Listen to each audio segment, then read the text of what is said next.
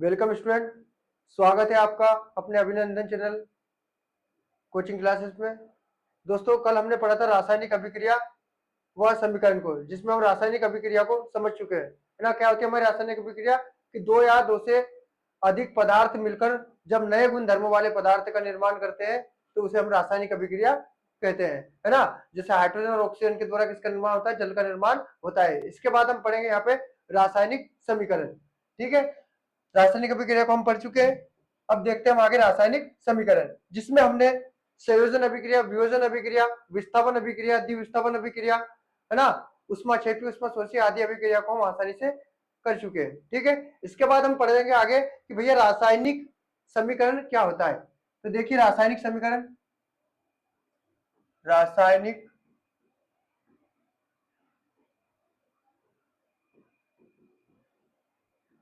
समीकरण।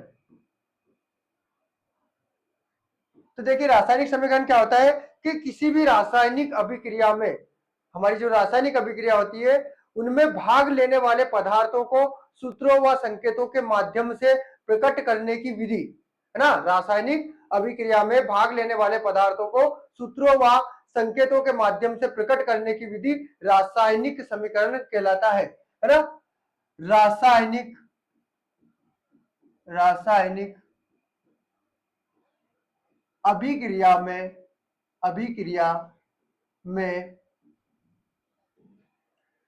भाग लेने वाले पदार्थों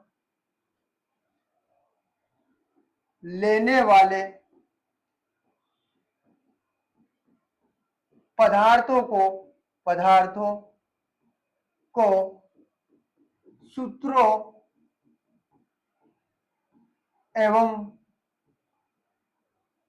संकेतों के माध्यम से प्रकट करने या दर्शाने, प्रकट करने की रासायनिक अभिक्रिया में भाग लेने वाले पदार्थों को सूत्रों एवं संकेतों के माध्यम से प्रकट करने की विधि रासायनिक समीकरण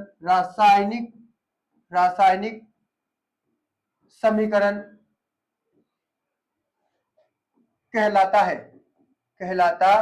है। ठीक है, क्या लिखा हमने कि रासायनिक अभिक्रिया में जो भाग लेने वाले हमारे पदार्थ है, सभी पदार्थ हैं, उन सभी पदार्थों को सूत्रों, संकेत व प्रतीकों के माध्यम से या तीर के चिन्ह के माध्यम से दर्शाने या प्रकट करने की जो विधि है वही हमारी क्या कहलाती है? रासायनिक समीकरण कहलाता है। एक उदाहरण के माध्यम से हम यहाँ पे समझ लेते हैं। उदाहरण हो जाएगा हमारा कि भैया हाइड्रोजन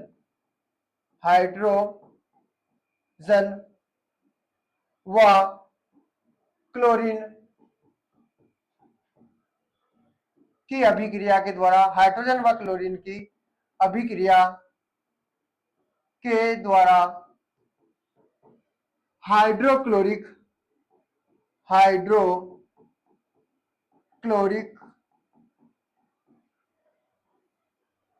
अम्ल बनता है।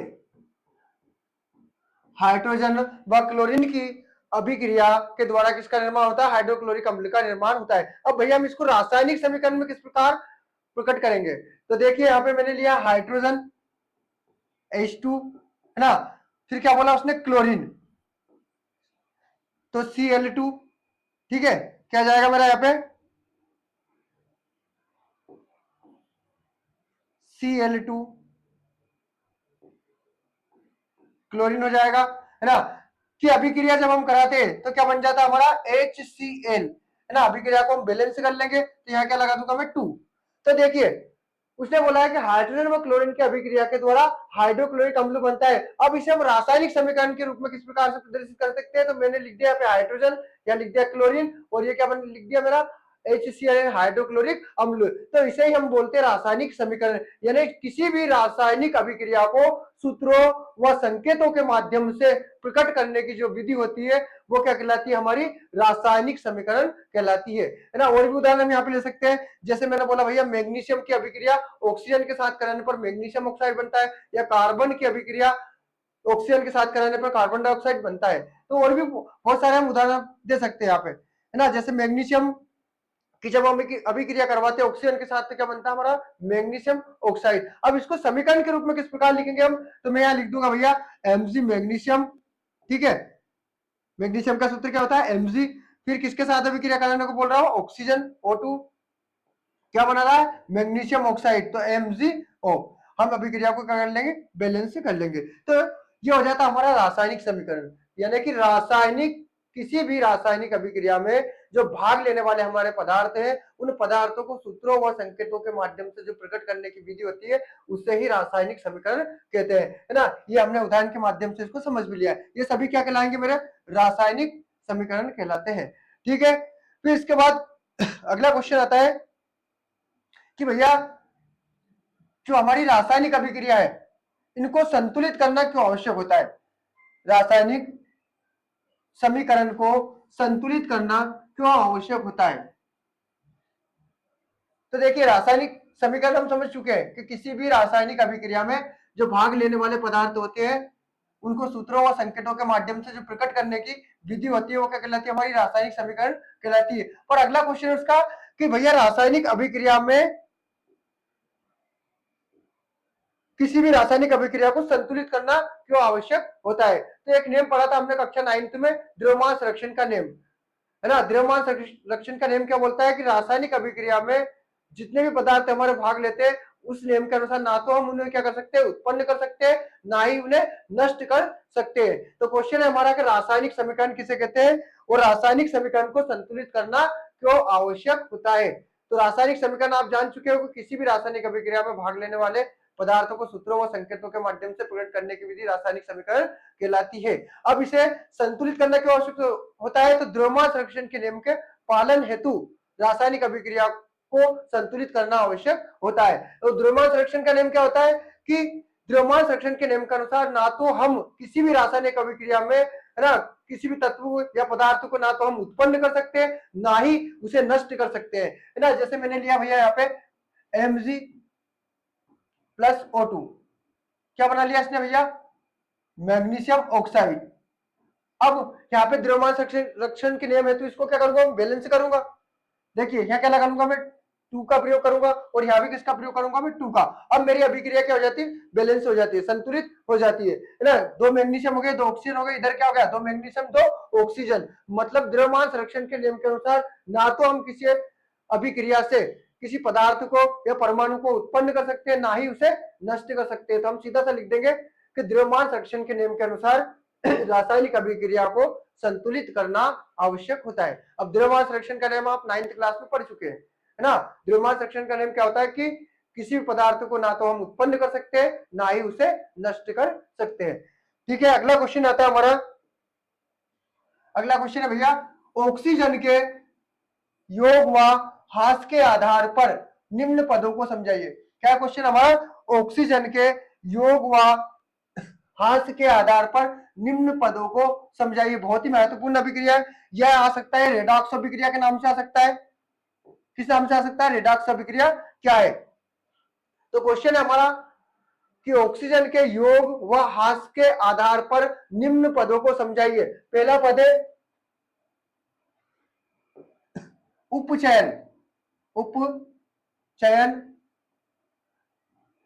ठीक है। और दूसरा पद है हमारा अपचयन। आपकी कक्षा 10th बुक में क्वेश्चन दे रखा है कि ऑक्सीजन के योग या ह्रास, योग का मतलब होता है जोड़ना, ह्रास यानी उससे ऑक्सीजन का हटना, के आधार पर आपको अपचयन व उपचयन को समझाना है किन्हीं 2 उदाहरण के माध्यम से, ठीक है। तो देखिए पहला आता है हमारा उपचयन। उपचयन क्या होता है भैया, तो किसी भी पदार्थ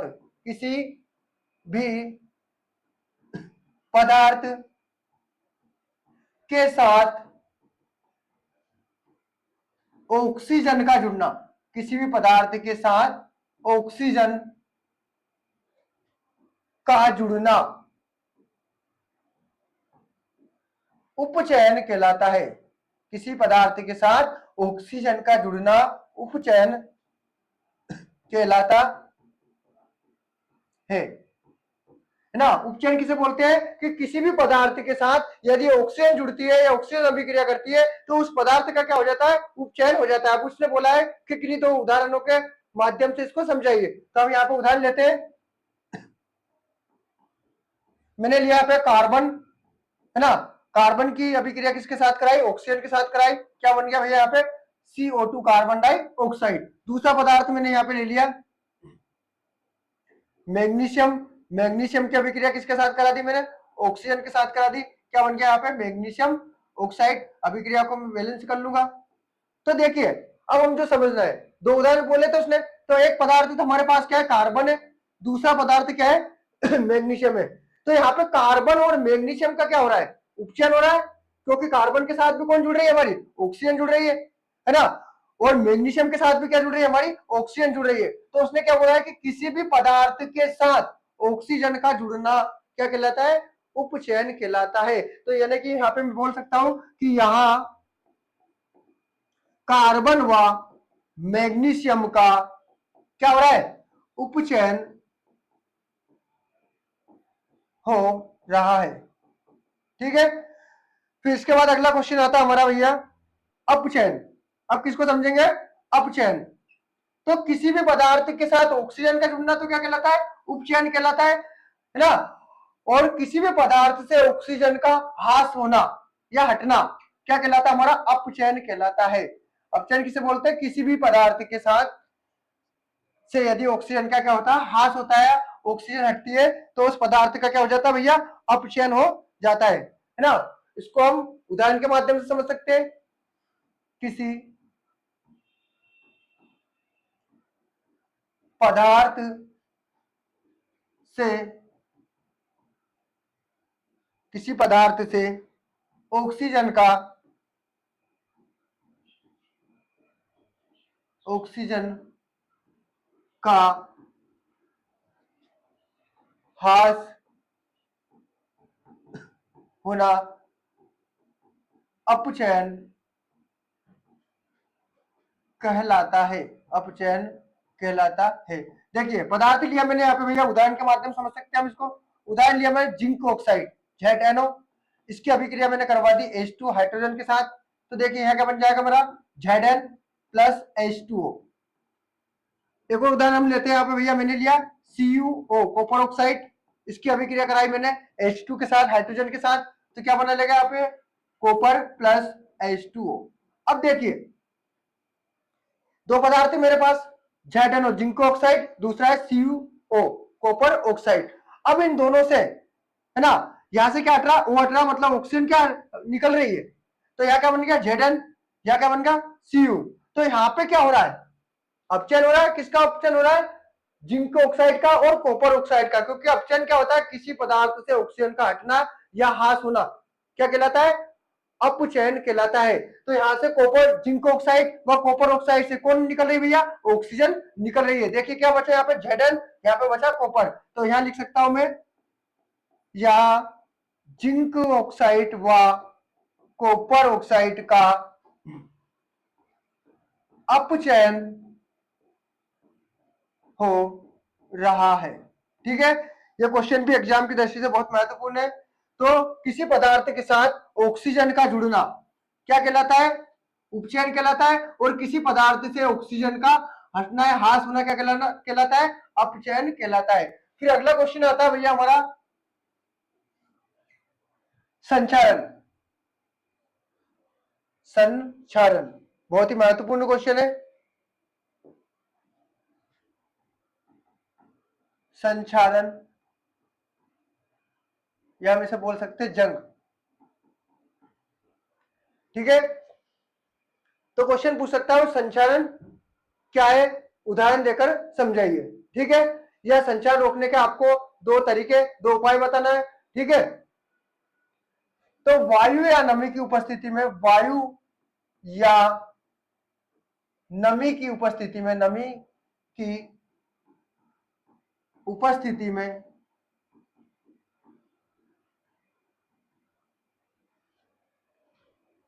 धातु की सतह से, धातु की सतह से धातु का धीरे धीरे करके नष्ट होने की क्रिया संक्षारण कहलाती है। किसे बोलते हैं संचारण? कि वायु या नमी की उपस्थिति में, वायु, नमी या आर्द्रता की उपस्थिति में धातु की सतह से धातु का सने सने या धीरे धीरे करके नष्ट होने की जो प्रक्रिया होती है वो क्या कहलाती है? हमारी संचारण कहलाती है। ठीक है, उदाहरण के लिए उदाहरण हो जाएगा हमारा लोहे पर जंग लगना। लोहे पर जंग लगना। दूसरा उदाहरण हो जाएगा चांदी पर काले रंग की परत का चढ़ना। ठीक है, उदाहरण क्या हो जाएगा भैया जंग का? कि लोहे पर जंग लगना या चांदी पर काले रंग की परत का चढ़ना। ठीक है, इसका जो सूत्र है, सूत्र क्या जाएगा भैया? जंग का रासायनिक सूत्र क्या होता है? जंग का रासायनिक सूत्र Fe2O3.X2O है ना। ये विकल्प में पूछ सकता है कि भैया जंग का रासायनिक सूत्र क्या है? तो Fe2O3.X2O है ना। तो हमने किसको समझा यहाँ पे? संचारण। तो वायु या नमी की उपस्थिति में धातु की सतह से धातु का धीरे धीरे या सने सने है ना, एक मंद रासायनिक अभिक्रिया है। मंद रासायनिक अभिक्रिया क्या होती है? जो धीरे धीरे संपन्न होती है, उसे हम बोलते हैं मंद रासायनिक अभिक्रिया। तो सने सने या धीरे धीरे करके नष्ट होने की है ना, धातु के नष्ट होने की जो प्रक्रिया होती है वो क्या कहलाती है? हमारी संचारण कहलाती है। उदाहरण लोहे पे जंग लगना या चांदी पर काले रंग की परत का चढ़ना। फिर इसके बाद आता है भैया क्वेश्चन हमारा कि लोहे की वस्तुओं को पेंट क्यों किया जाता है ना। क्वेश्चन दे रखा हमारी बुक में कि लोहे की वस्तुओं को पेंट क्यों किया जाता है। तो हम यहां से उदाहरण लिख सकते हैं भैया।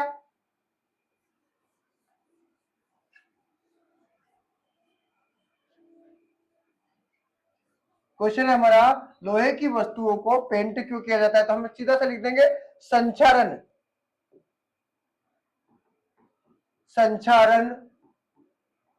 व जंग से बचाने के लिए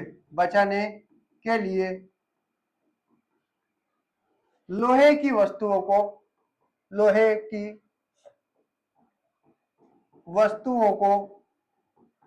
पेंट किया जाता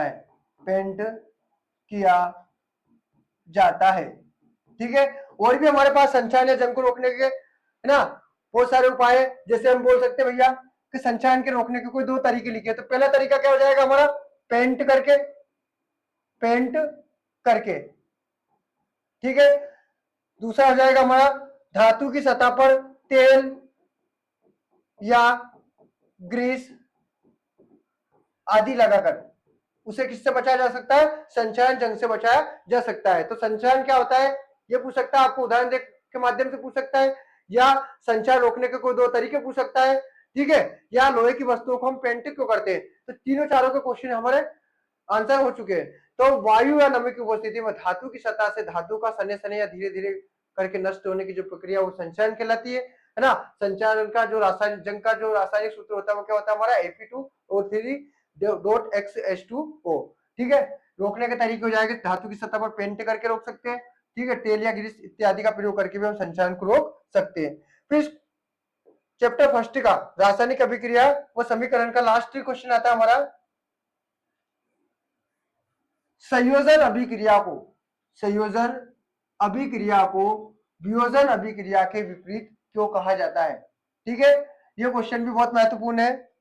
क्वेश्चन है भैया हमारा कि जो हमारी वियोजन अभिक्रिया है, पार्ट 1 में हमने संयोजन व वियोजन दोनों अभिक्रियाओं को अच्छे से समझाएं।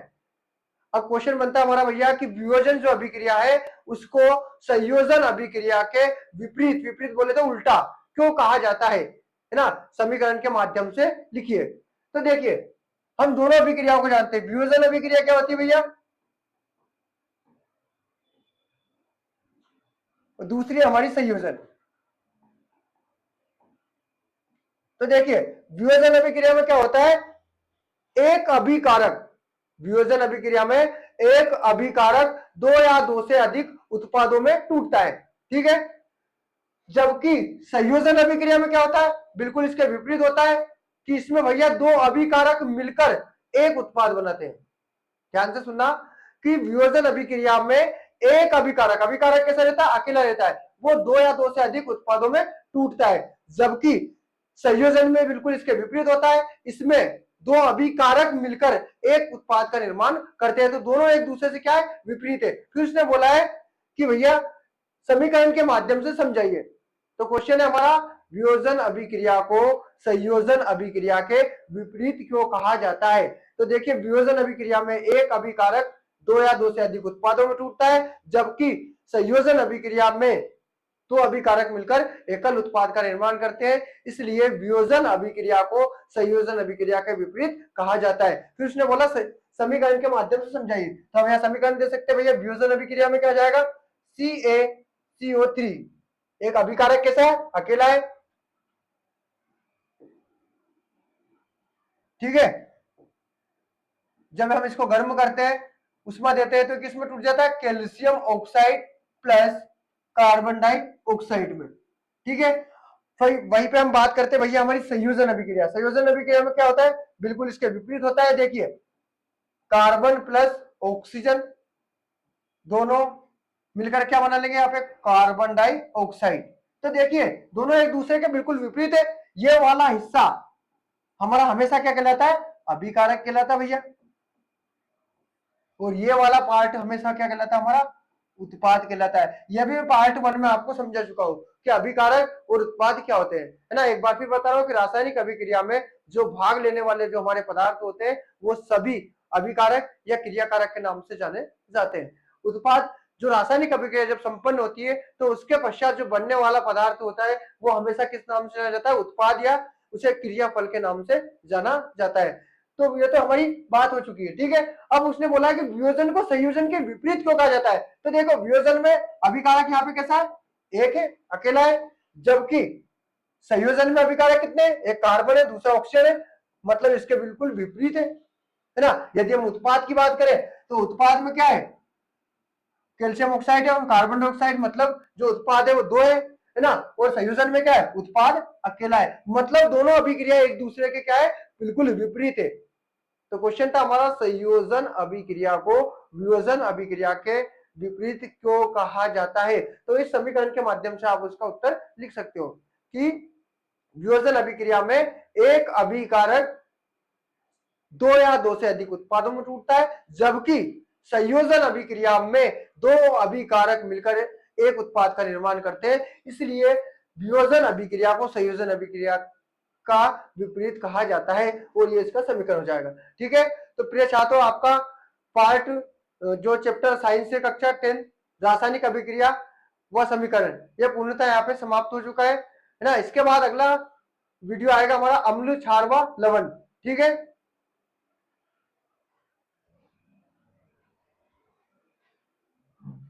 ले भैया, बढ़िया।